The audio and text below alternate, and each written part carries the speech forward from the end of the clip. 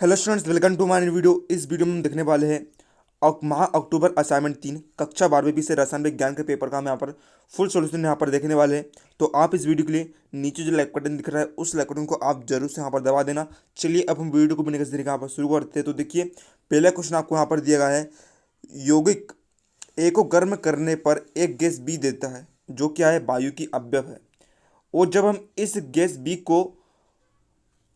इस गैस की बी के 1 मोल की अभिक्रिया जो है हाइड्रोजन के 3 मोल से कराते हैं तो एक दूसरी गैस सी बन जाती है जो कि क्षार की प्रकृति की होती है। अब जब हम इस गैस सी की नम अवस्था में ऑक्सीकरण यानी ऑक्सीजन की उपस्थिति पर क्या बनता है, यौगिक डी बनता है जो अम्ल वर्षा का एक भाग होता है। आपको यहाँ पर ए से डी तक जितने भी यौगिक हैं उनकी पहचान करना है और उनका समीकरण किस प्रकार हल किया गया है, सभी पदों की आपको जो है आवश्यक समीकरण भी आपको यहाँ पर देना है। तो छात्रों, सभी प्रश्नों को जो है हम यहाँ पर समझते चलेंगे ताकि आप जो है इसे इजीली याद कर पाए और आपको रटने की आवश्यकता ना पड़े। बहुत ही इंपॉर्टेंट क्वेश्चन है परीक्षा की दृष्टि से भी। तो वीडियो को एंड तक देखिएगा और पीडीएफ आप किससे डाउन कर सकते हैं मैं भी आपको वीडियो में आगे बता दूंगा। साथ ही डिस्क्रिप्शन में आपको जो है सभी विषयों के हल की लिंक आपको दी गई है। आप जो भी विषय का देखना चाहते हो हल आप उसे जाकर देख सकते हो, आपको कहीं भटकने की जरूरत नहीं है। तो देखिए देखिए यहाँ पर हम यौगिक की पहचान करते हैं। सबसे पहले तो देखिए, पहला यौगिक होगा यहाँ पर NH4NO2। गैस यहाँ पर गैस की बात कह रहा तो देखिए गैस भी होगा यहाँ पर N2। गैस सी की यहाँ पर बात हो रही थी तो इस गैस सी का नाम होगा क्या, NH3। और यौगिक डी की बात हो रही थी तो यौगिक डी का नाम होगा HNO3। तो देखिए आवश्यक समीकरण हम यहाँ पर देखते हैं। तो देखिए छात्रों, पहला कथन यहाँ पर क्या कह रहा था कि इस यौगिक ए को गर्म करने पर एक गैस बी देता है। तो देखिए यहाँ पर इस यौगिक NH4NO2 को हमने गर्म करे तो देखिए यहाँ पर जो है, यहाँ पर देखिए एक एरो बनेगा, मतलब कि समीकरण होगा। तो देखिए यहाँ पर आप समझेंगे, देखिएगा यहाँ पर नाइट्रोजन कितने हैं, नाइट्रोजन है एक और ये दो दो नाइट्रोजन है। ठीक है, नाइट्रोजन कितने हैं, दो है।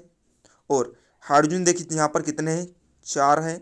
और ऑक्सीजन कितने हैं, यहाँ पर दो है। तो देखिए, तो क्रिया करके क्या बना, यहाँ पर N2 बना यानी कि दो नाइट्रोजन धन। यहाँ पर चार हाइड्रोजन थे तो हम इसे ले सकते हैं 2H2, मतलब कि दो दूनी चार हाइड्रोजन। और क्या बचा, O, मतलब कि यहाँ पर दो ऑक्सीजन। तो देखिए यहाँ पर जो है ऑक्सीजन दो बचती, तो इस प्रकार जो है समीकरण यहाँ पर संतुलित हो जाता है। दूसरा हम यहाँ पर समीकरण देखते हैं।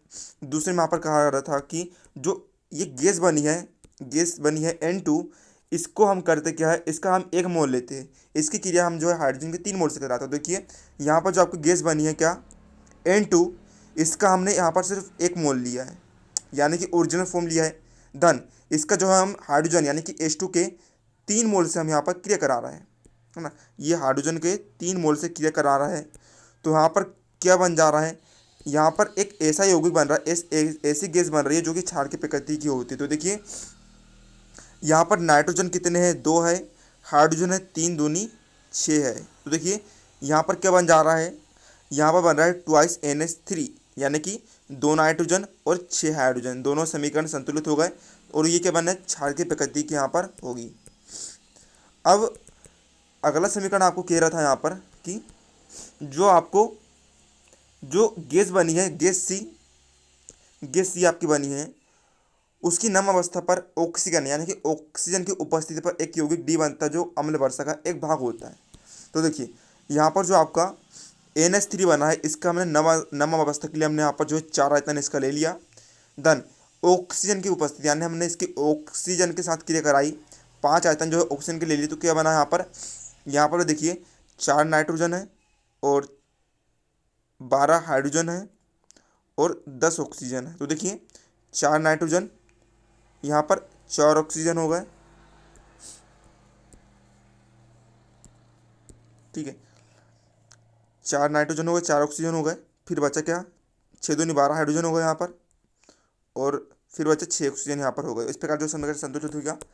और आगे भी जो आप यहाँ पर क्रिया देख सकते हैं, इस प्रकार की क्रिया कर दी है और फिर यहाँ पर जो है क्रिया हमने यहाँ पर कर दी है। तो समीकरण को संतुलित करना रहता है यहाँ पर, तो इस प्रकार जो है हम इसे हल कर सकते हैं। दूसरा क्वेश्चन हम यहाँ पर देखेंगे, आपको दिया है कि सल्फर के ए और बी रूपों का संक्रमण ताप क्या है? तो देखिए सल्फर ए और बी के रूपों का संक्रमण ताप होता है 369 केल्विन।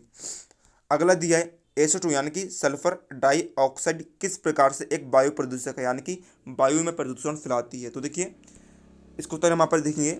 सल्फर डाइऑक्साइड जो है क्या है, एक अत्यंत हानिकारक गैस है ना। वायुमंडल में जब इसकी उपस्थिति होती है तो इसकी उपस्थिति से श्वसन रोग यानी कि सांस का रोग, हृदय रोग, गले तथा आंखों में जो है हमें अनेक परेशानियां उत्पन्न हो सकती है। जो सल्फर डाइऑक्साइड है वह अम्ल वर्षा का मुख्य कारण है। अम्ल वर्षा जो होती है जंतुओं, वनस्पतियों एवं भवनों के लिए अत्यंत घातक होती है। अम्ल वर्षा से संबंधित प्रकाश रासायनिक अभिक्रिया यहाँ पर निम्न आपको दी गई है। तो देखिए इस प्रकार जो आप समीकरण देख सकते हैं, SO2 प्लस हाइड्रोजन व्हीकल से क्या बन गया, यहाँ पर आप जो है समीकरण इस प्रकार लिखेंगे ना, आपको जो है एरो चिन्ह यहाँ पर बनाना आवश्यक है, ये एरो चिन्ह बना लेंगे आप, है ना। तो आप जो है यहाँ पर समीकरण यहाँ पर लिख देंगे। इस प्रकार जो SO2 है क्या है, एक घातक वायु प्रदूषक है, यानी वायु प्रदूषण यहाँ पर फैलाती है। समीकरण आपको देखिए किस प्रकार लिखना है, मैं आपको स्पष्ट कर देता हूँ। तो यहाँ पर जो आपको देखिए इस प्रकार जो है समीकरण यहाँ पर लिख देना अच्छे से। इस प्रकार SO2 क्या है, एक घातक वायु प्रदूषक है। अगला क्वेश्चन हमें यहाँ पर दिया गया है कि ओजोन का मात्रात्मक आकलन कैसे किया जाता है, मतलब कि ओजोन को हम जो है मात्रा के रूप में कैसे गणना कर सकते हैं। तो इसको उत्तर हम देखेंगे। जब ओजोन जो है पोटेशियम आयोडाइड के अधिक यानी पोटेशियम आयोडाइड की अधिकता में, जिसे बोरेट बर्फर pH जिसका मान होता है 9.2 के साथ हम बफरीकृत करते हैं, से अभिक्रिया करती है तो क्या होती है, आयोडीन उत्पन्न होती है ना। जो ओजोन जो है पोटेशियम आयोडाइड की अधिकता में क्रिया करते हैं तो आयोडीन उत्पन्न होती है। इसे जो है हम सोडियम थायोसल्फेट के मानक विलयन के साथ अनुमापित करते हैं। इस प्रकार जो है O3 का मात्रात्मक आयन आकलन किया जाता है, मतलब कि ओजोन का जो है मात्रात्मक आकलन किया जाता है।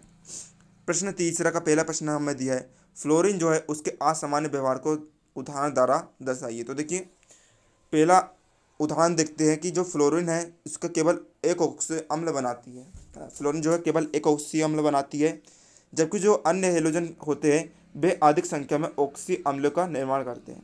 दूसरा हम देखते हैं उदाहरण, हाइड्रोजन फ्लोराइड जो है प्रबल हाइड्रोजन बंधुक कण द्रव होता है, जबकि अन्य जो है हाइड्रोजन हैलाइड जो होता है गैसीय होता है ना। हाइड्रोजन फ्लोराइड जो है क्या है, प्रबल हाइड्रोजन बंधुक कण क्या होता है, द्रव होता है, लेकिन अन्य हाइड्रोजन हैलाइड जो होते हैं क्या है, गैसीय होते हैं। अब इसी के दूसरे क्वेश्चन हम यहाँ पर देखेंगे कि क्लोरीन की विरंजक क्रिया का कारण बताइए, है ना।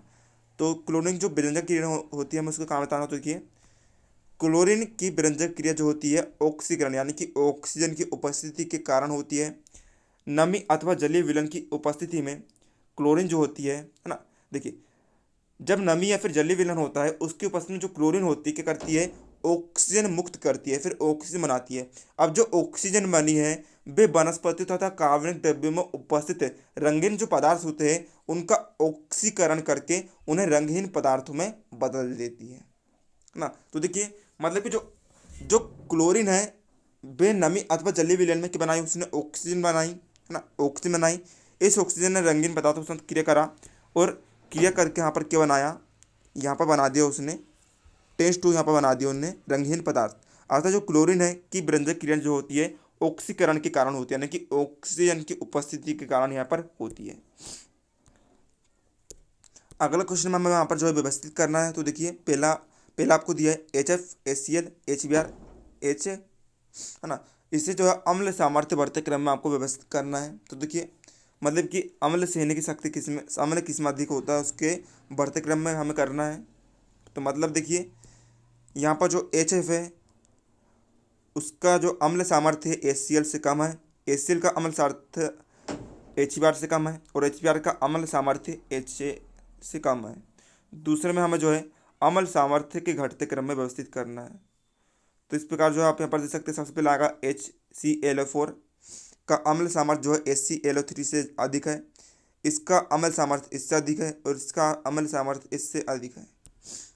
चौथा का पहले क्वेश्चन हमें यहाँ पर दिया है कि छात्रों यदि आप जो है इसका PDF प्राप्त करना चाहते हो सोल्यूशन सहित तो आपको जो है टेलीग्राम में प्रोवाइड करा दी जाएगी। टेलीग्राम चैनल की लिंक आपको जो है डिस्क्रिप्शन में दे दी गई है, आप जाइए टेलीग्राम चैनल सब्सक्राइब कर लीजिए, वहाँ पर जो आपको PDF सोल्यूशन प्रोवाइड करा जाएगी। तो देखिए चौथा पहला क्वेश्चन हमें यहाँ पर दिया है, उत्कृष्ट गैसों के कम क्रियाशील होने के दो कारण आपको बताना है। यानी कि जो उत्कृष्ट गैसें होती है वह कम क्रिया क्यों करती है, किसी भी तत्व के साथ जो है कम क्रिया क्यों करती है। तो देखिए इसको उत्तर में दिखेंगे उत्कृष्ट या फिर पहला, है ना। तो देखिए पहला कारण हम यहाँ पर देखते हैं कि जो उत्कृष्ट या फिर अक्रिय गैसें होती है उनके जो है क्या होते हैं, सभी कक्ष यहाँ पर पूर्ण होते हैं, पूर्ण भरे होते हैं। इस कारण जो संतृप्त या फिर संतुष्ट होती है, मतलब कि किसी भी रासायनिक अभिक्रिया नहीं करती है, कोई भी दूसरे तत्व के साथ जो है संयोजन नहीं करती है, संयोजन बंधन नहीं बनाती है ना, इलेक्ट्रॉन का आदान प्रदान नहीं करती है। तो ये क्या होती है, रासायनिक रूप से निष्क्रिय होती है। और दूसरा कारण है यहाँ पर इन तत्वों के आनंद विभव जो होते हैं स्थायी इलेक्ट्रॉन, इनमें जो इलेक्ट्रॉन होते हैं स्थायी होते हैं। क्यों होते हैं, क्योंकि इनके जो कक्ष होते हैं वे पूर्णतः भरे होते हैं। तो आनंद विभव क्या होते हैं, उच्च हो जाते हैं, अतः रासायनिक क्रिया में क्या होते हैं, भाग नहीं रहती है। इसी का दूसरा क्वेश्चन हम यहाँ पर दिया कि हीलियम को गोताखोरी के उपकरणों का उपयोग क्यों किया जाता है। हीलियम को जो है गोताखोरी के उपकरणों का उपयोग क्यों किया जाता है। गोताखोरी मतलब कि जो जब समुद्र के अंदर जो है उतरते हैं, तो गोताखोर उतरते हैं तो वह उपकरण लेकर जाते हैं, उसमें जो है हीलियम का उपयोग क्यों किया जाता है। तो देखिए इसको तरफ हम यहाँ पर देखेंगे आधुनिक गोताखोरी के उपकरणों में हीलियम ऑक्सीजन के तनुकारी के रूप में उपयोग में आती है ना। मतलब कि जो हीलियम है उसका हम ऑक्सीजन के रूप में उपयोग कर सकते हैं, क्योंकि रुधिर में इसकी विलेयता बहुत कम होती है, जिससे ऊपर आते समय गोताखोरों को कोई समस्या नहीं आती है। उच्च दाब से निम्न दाब में आने पर अन्य गैस बुलबुला उत्पन्न करती है, जो मानव के शरीर में श्वसन को प्रभावित करती है ना।